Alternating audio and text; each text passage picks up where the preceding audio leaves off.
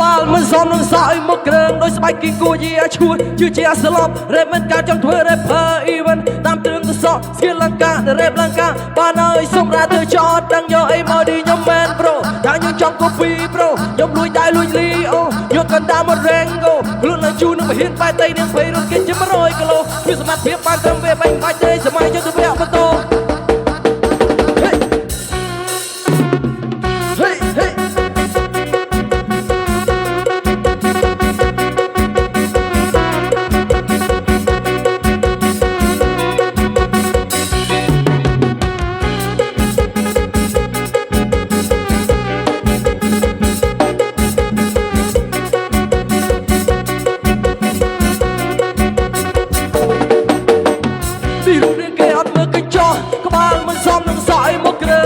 គីគូជាឈួតជឿជាស្លប់រ៉េបមិន